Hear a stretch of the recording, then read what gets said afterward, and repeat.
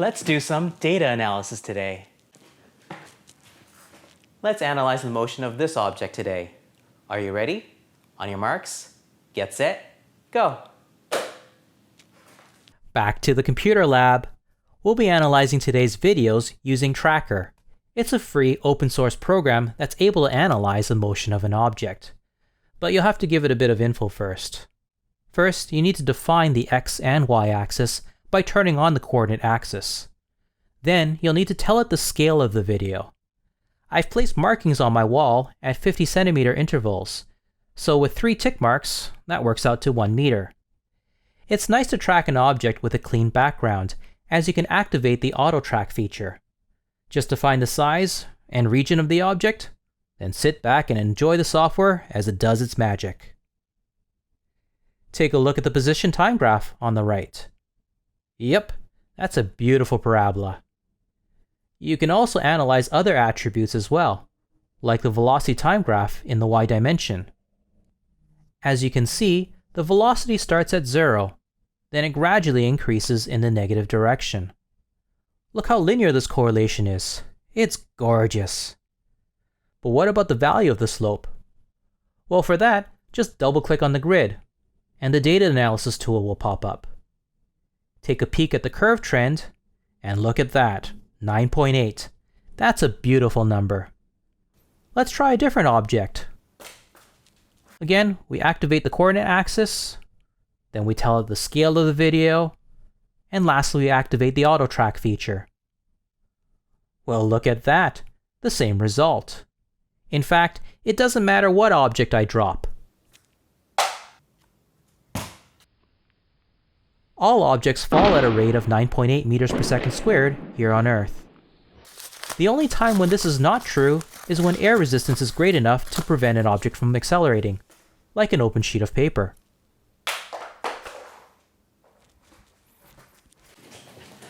How about we analyze this one? Sure, when pigs fly. Unfortunately, this time round, I had to manually track the pig. Ideally, I should have used the spherical ball, as the auto tracker routine requires an identical image in every frame to work.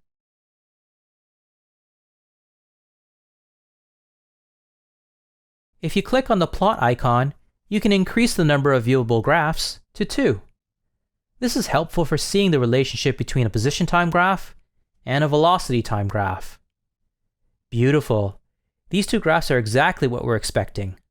The position time graph looks like a parabola, and the velocity time graph is a line with a negative slope. In fact, if you analyze the slope, it has a value of negative 9.8 meters per second squared. Sweet. By the way, this pig is experiencing freefall the moment the pig is released from my hand. The same is true with this kid that's about to be tossed in the air.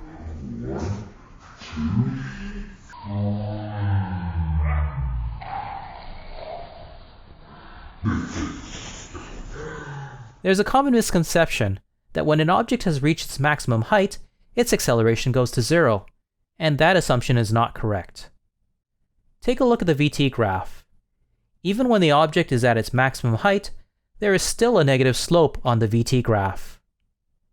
An object experiencing a freefall will always have an acceleration of 9.8 meters per second squared downwards. On the other hand, what is correct is that when an object has reached its maximum height, its velocity does temporarily go to 0. One last trend. Look at the velocity at launch height. After the object has reached its maximum height and has fallen, the magnitude of the velocity will be exactly the same as it was at launch height. The only difference is the direction of motion. In summary, all objects will experience a free fall of negative 9.81 meters per second squared near the surface of the Earth. If the object is thrown upwards, at maximum height, its vertical velocity goes to 0. However, its acceleration will not change. Think about it this way. If the acceleration did drop to 0 at the top, then there would be no acceleration for the object to fall again. It would have jumped for joy, and then got stuck. Lastly, since a parabola is symmetrical at its vertex, this would mean that on a level surface, the launch speed of a projectile would be the same as its impact speed, just pointing in the opposite direction. To simplify notations in today's lesson, we'll assume that upwards is the positive direction of travel. Of course, you could have assumed downwards is positive if you were throwing an object down or dropping it, as all your vectors in your givens would be pointing downwards. In the 17th century, it was impossible to tell if a dropped object was falling at a constant speed or accelerating downwards, as there were no slow-motion cameras around. So to slow down a fall, Galileo of Galilee conducted this very neat experiment that used an incline, a sphere, and his voice. The moment that Galileo let go of the sphere, he would start to sing a hymn, and at every quarter note, he would mark down the location of the sphere. Since hymns often had uniform beats, it was the most practical metronome of the time. At the location of the first beat, he would define this length as 1 Galileo. Interestingly, the second beat was located at 4 Galileos, third beat at 9 Galileos, the fourth beat at 16 Galileos, and as you can see, there's definitely a pattern here. Galileo discovered that the relationship between position and time of a falling object was quadratic. That is why today, in honor of him, kinematic equations are sometimes known as Galilean equations, as Galileo was the first to discover the quadratic nature of uniform acceleration. Let's dive straight into tonight's homework. A rock was launched from ground level at a speed of 40 meters per second from a point near the base of the tall building. It lands on the roof 6 seconds after being launched. Calculate the time for which the ball was rising. To simplify our calculations, we'll assume that up is positive. Initial velocity was at 40 meters per second, acceleration at negative 9.81, and at maximum height, the final velocity will be at 0. Taking a peek at the 5 equations, it looks like equation number 2 will help us out. Rearrange the equation, sub and solve, and our final answer to 2 significant figures is 4.1 seconds. Part 2. Calculate the maximum height that the rock rises. All the givens are still the same, but this time round, we're looking for delta D. And this time, equation number 4 will help us out. Rearrange the equation, sub and solve, and our final answer is 82 meters. Part 3. Calculate the time for which it was falling. Well, it took 4 seconds to go up, and the total travel time was 6 seconds. If we're trying to find its fall time, we would look for the difference between these two numbers. And that works out to 1.9 seconds. Part 4. Calculate the height of the building. Keeping in mind that the ball's maximum height is 81 meters, it is very tempting to calculate the height of the drop and then subtract it from 81. But this would be the long way of solving it. Instead, just use equation number 3, and it will mathematically work out to a number less than 81. You might be wondering, how in the world did this magically work out? Well, for that, we need to go back to how the kinematic equations were created. Remember, the displacement equations were created based upon the area underneath the velocity time graph. Going back to the pig example, we'll notice that as the pig ascends, a positive area will be created underneath the VT graph, meaning that the pig experienced a positive displacement. And as the pig is falling, its velocity would be negative. And a negative velocity times a positive time creates a negative area. In other words, a negative displacement. In our homework, the rock never made it to the ground, so it's like taking this story and cutting it right off here.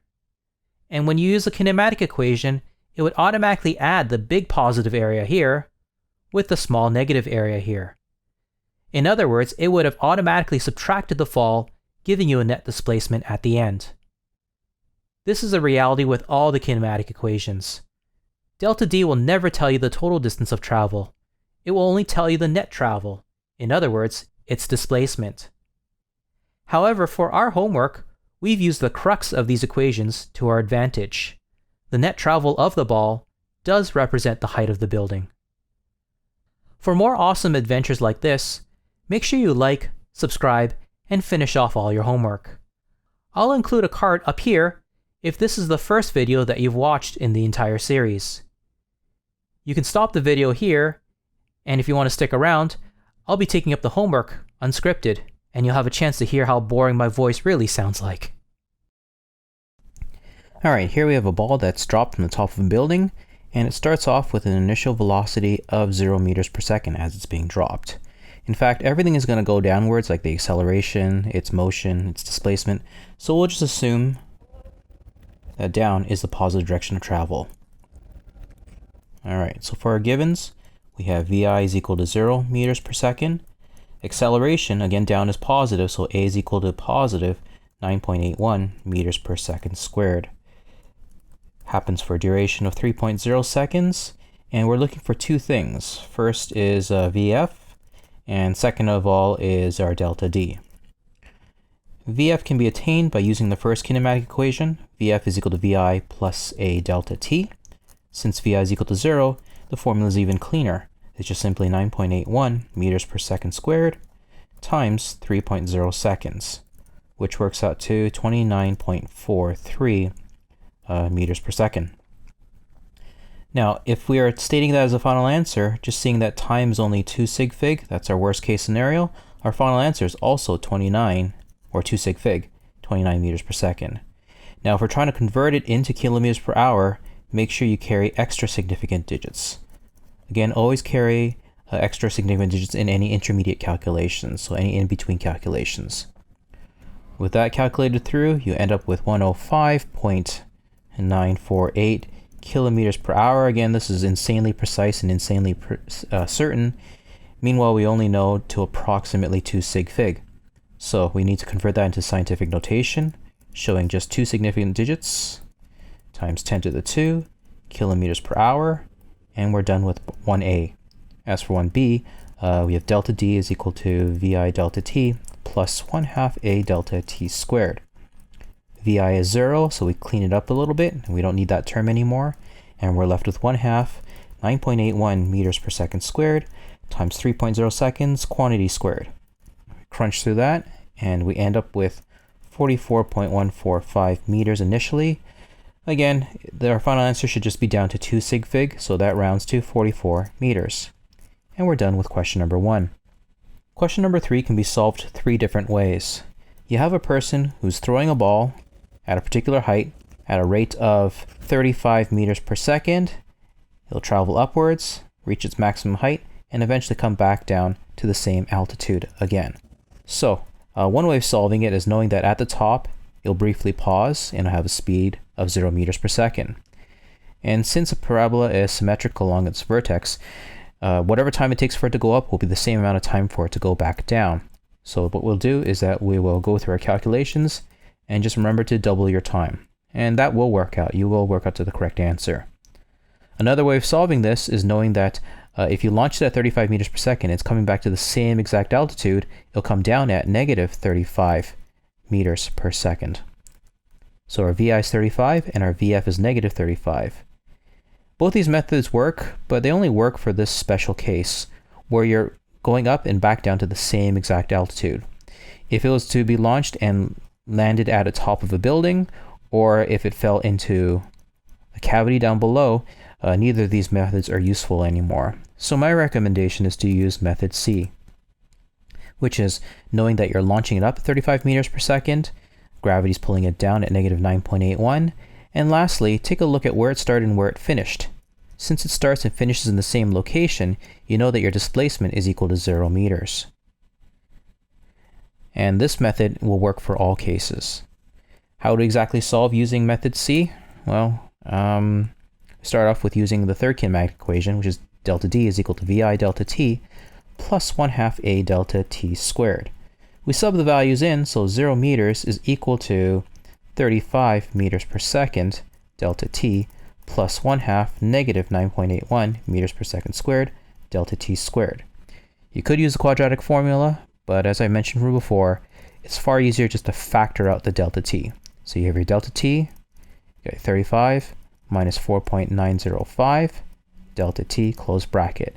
And now you can quickly find your two roots, one of them being 0 seconds, and the other one, which is 35 divided by 4.905, and that works out to 7.1 seconds. We have an object at the top of a balcony, and it's being thrown downwards. And knowing that everything is going to be downwards, we may as well assume down is our positive, that downwards is our positive direction of travel. As for our givens, Vi is equal to 25 meters per second. Again, positive is downwards. Gravity will be pulling it down at 9.81 meters per second squared. And this happens for a duration of 1.5 seconds. First question is, what is its impact velocity? And the second one is, what is the distance of travel?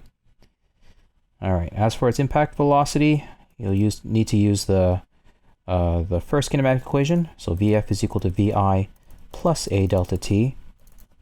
Vi is equal to 25 meters per second plus 9.81 meters per second squared for duration 1.5 seconds. And the initial calculations work out to 39.715 meters per second. Again, if this was your final statement, seeing that two of them are 2 sig fig, your final answer should also be 2 sig fig, and you'll just leave it at 40 meters per second. And that's acceptable in physics, but if you want to be very specific about it, yes, you could write it out in scientific notation, and that's guaranteed to tell all readers that this final answer is only certain to 2 sig fig. As for displacement, you'll be using the third kinematic equation. So delta D is equal to Vi delta t plus 1/2 A delta t squared. So 25 meters per second times 1.5 seconds plus 1/2, 9.81 meters per second squared, 1.5 seconds quantity squared. The initial crunching gets you to 48.536 meters.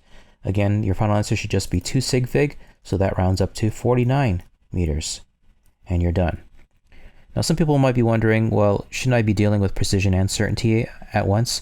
And that's true, because you're adding and multiplying, but we're not going to go through that kind of detail. Instead, with your givens, with your certainty, just base it upon your givens, and I'll take that as okay. The details of how you properly deal with this stuff we'll cover later on in the school year.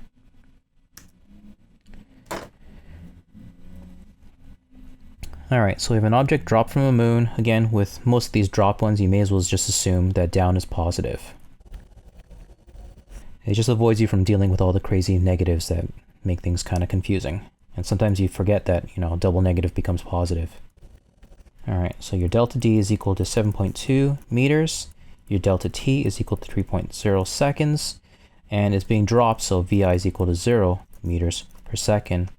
And you're looking for your acceleration. This is the third kinematic equation. Delta D is equal to Vi delta t plus 1/2 A delta t squared. And Vi, since Vi is 0, that term disappears and it just cleans everything up quite a bit. And yeah, you could do this whenever necessary. So you're left with delta D is equal to 1/2 A delta t squared. You bring the 2 up, so you get 2 delta D, and you're going to divide both sides by delta t, and that's how you isolate for A.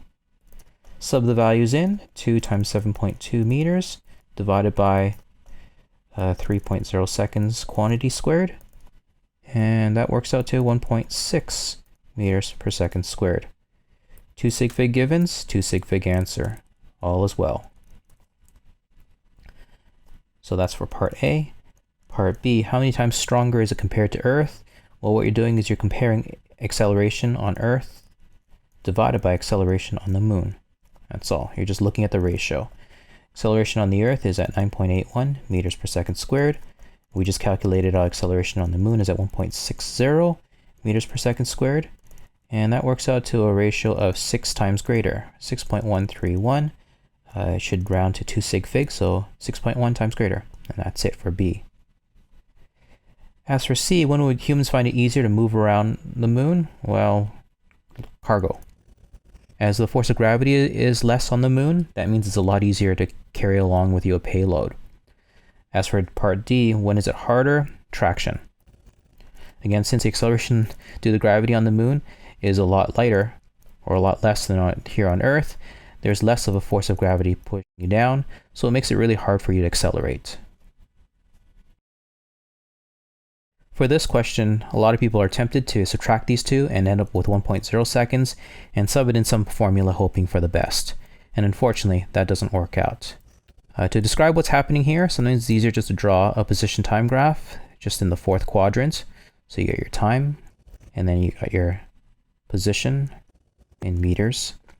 And you start off at a position of 0, and as time goes by, you're accelerating downwards. Now the 3-second mark would be somewhere around here, meaning that your position is somewhere there. And at the 4-second mark, your position would be somewhere over here. And this is what you're trying to look for. What is this? If you ended up using the difference of 3 and 4, you would get to this answer here. And that was the wrong answer. That's why the answer is much smaller than the correct one. So how do we get to this answer here? Well, really, at the end of the day, all we're looking for is the final position and the initial position, or position number 2 and position number 1, and just finding the difference of the two. All right.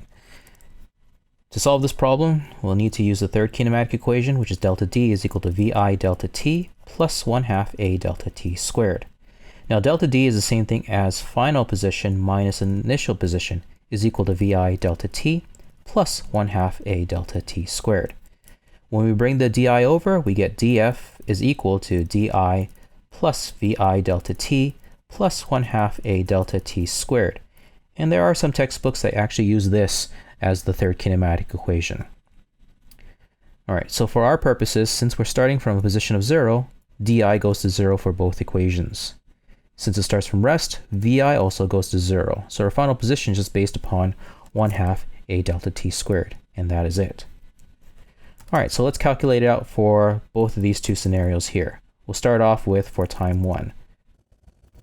So for time 1, delta D is equal to 1/2 of an acceleration of negative 9.81 meters per second squared of, what did we have, 3 seconds squared.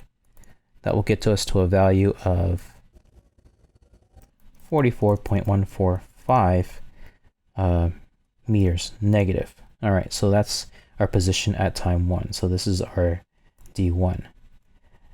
Time 2, so our D2. Why am I putting down delta? Yeah. And D2 is equal to 1/2 negative 9.81 meters per second squared. This time around times 4.0 seconds, quantity squared. Again, follow the rules of bed mass. Just square the time only, and that'll work out to 70 or negative 78.48 meters. As we're looking for the difference between D2 and D1, D2 minus D1 is equal to negative 78.48 meters minus 44, or double minus 44.145 meters, which will give us negative 34.335 meters. So how far would it have traveled? It would have traveled downwards, total of 34 meters, down to 2 sig fig. And that is it. Now, if you want to assume that down is positive, that's fine as well. You could have had that as a positive answer here, then you'd have positive values here, then you wouldn't have to deal with the crazy double negative over there. And it's totally up to you. As long as you state your assumptions at the beginning, you can choose either way. So we have this boy over here, and he's not too shy about losing his wallet. He decides to chuck his wallet up in the air, and it'll land somewhere 20 meters below. So this isn't delta D anymore, that's just simply D1, or DI, his initial position, 20 meters above. He launches it up at 10 meters per second, and gravity's pulling it down at negative 9.81 meters per second squared. First question is, how high does the wallet rise before beginning to fall? We know that at max height, VF is equal to 0 meters per second. So we'll be using VF, VI, and A, and we'll probably want to factor in DI as well because it's asking above ground level. All right, so with those givens, we'll use the last kinematic equation. VF squared is equal to VI squared plus 2A delta D, When you bring the VI over, VI becomes negative, so it's VF squared minus VI squared is equal to 2A delta D. So when we isolate for delta D is equal to VF squared minus VI squared all over 2A. Sub everything in, VF is 0, so that's 0 minus 10 meters per second quantity squared divided by 2, 9.81 meters per second squared. And you can prove it to yourself that the units do work out to 5.0968 meters. And that's your delta D from the rooftop to the highest point. And if you need to compare it to the ground, then you'll have to add an additional 20 meters as he's standing 20 meters above ground. And that will give you your 25 meters.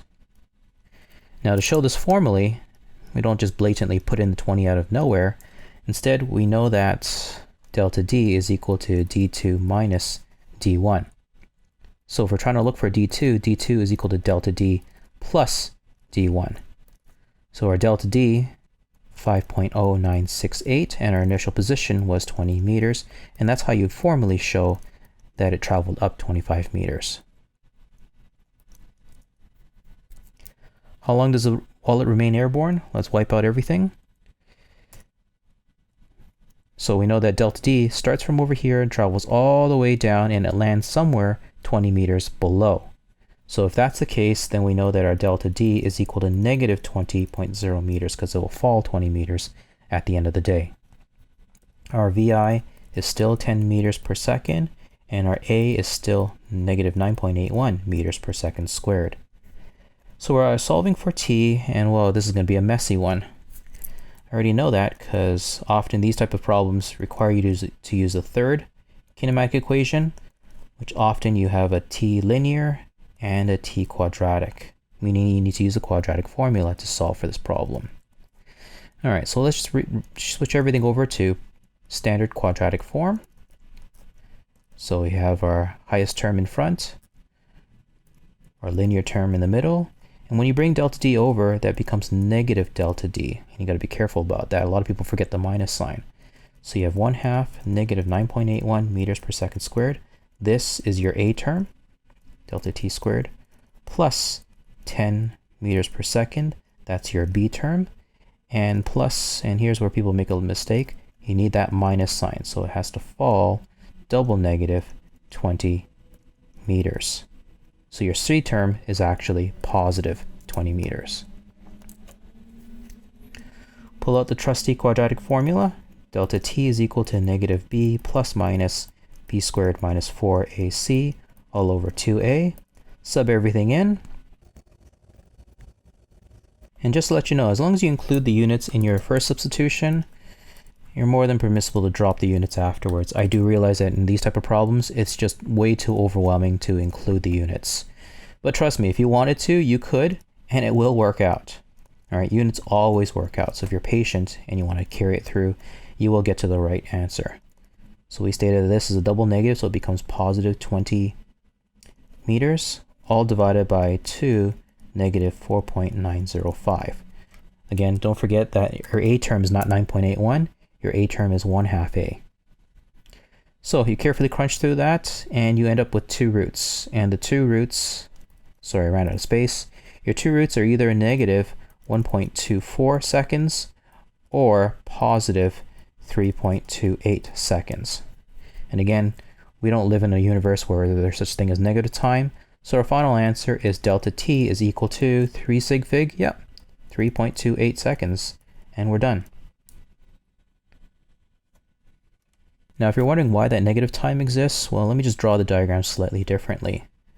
Okay, so I'm just drawing the building and a position time graph all at once. All right, so we have an action that looks like this, and it lands, and it takes 3.28 seconds for it to occur. Now, that negative time, what it's saying is that if you were able to launch the wallet from ground, so you throw it so hard that it takes 1.24 seconds, so negative 1.24. So it takes 1.24 seconds to launch it to reach this height. The rest of its path will be identical and it won't make any difference. So that's where that minus sign comes from. But again, for our purposes, it's impractical. Okay, so we have a roller coaster that starts from rest and finally reaches 100 kilometers in 7 seconds. We'll convert all the units so that they're all the same. So we divide by 3.6, and we carry one extra significant digit in our intermediate calculations. As for the first calculation, we don't need acceleration due to gravity. We're just simply seeing how quickly can this object accelerate. So we have a VI of 0 meters per second, a VF of 27.78 meters per second, and this happens in a time of 7.0 seconds. We pull out the equation VF is equal to VI plus A delta t. When you bring the VI over, you have VF minus VI is equal to A delta t. And once you've divided both sides by time, acceleration is equal to VF minus VI all over delta t. So 27.78 meters per second minus 0 meters per second divided by 7.0 seconds works out to 3.969 meters per second squared. And seeing that our givens, the worst case scenario is 2 sig fig, 4.0 meters per second squared would be our final answer. As for how far it's traveled in that time, we want to minimize recycling numbers. So even though we could use the 3.969, I just want to avoid using it. Instead, well, start off with our givens. We know that our VI is equal to 0 meters per second. Our VF is equal to 27.78 meters per second. And this happens in 7.0 seconds. If we're looking for distance, then we use the equation delta D is equal to 1/2 VI plus VF delta T. Now, if you think you've seen this formula somewhere before, yes, you have, sometime probably in grade 9. That is the formula of a trapezoid. So 0 meters per second plus 27.78 meters per second times 7 seconds gives you a distance of 97.23 meters. Down to 2 sig fig is just 97 meters. As for what exactly is g-force, g-force is just a comparison of your acceleration compared to that of on Earth. So really we're just dividing by 9.81. So if we're trying to look for the number of g's, that's just equal to your acceleration divided by the acceleration here on Earth. So 3.969 meters per second squared divided by 9.81 meters per second squared gives you an answer of 0.40 g's. Now, g's is not necessarily a unit. It's just a ratio. It's comparing between the acceleration of the object compared to the acceleration on Earth. So it is actually unitless. So here we have a problem of a tile starting from rest, so VI is equal to 0. It falls from the top of the roof, and a passerby looking through their window notices that it takes 0.2 seconds to fall between this point here and this point over here. So the duration of time is 0.2 seconds, and the window's height is 1.6 meters. And the question is, how long does it take for it to fall from the top of the roof to the top of the window? As a diagram, it's hard to understand what's going on, so we'll just erase this and instead draw it as a position time graph in the fourth quadrant.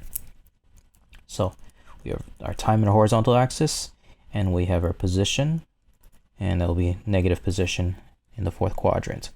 So it's going to fall, and it's going to look like that question between the 3 and 4 second problem. It looks fairly similar to that. Instead of 3 to 4 seconds, we have some form of time for it to reach this height over here, which is the top of the window. And then later on, it's that time plus an additional 0.2 seconds. And the difference between these two works out to 1.6 meters. So we know that position 2 minus position 1, so d2 minus d1, that equals 1.6 meters. That's one of our equations. In fact, there are 3 equations for this in total. To generate the next 2, we need to start off with our third kinematic equation. So delta D is equal to VI delta T plus 1/2 A delta T squared. And delta D is the same as dF minus dI is equal to VI delta T plus 1/2 A delta T squared. Again, it starts from an initial position of 0 meters, so dI goes to 0. starts from an initial velocity of 0, so that other term disappears. So we're just left with df is equal to 1/2 a delta t squared.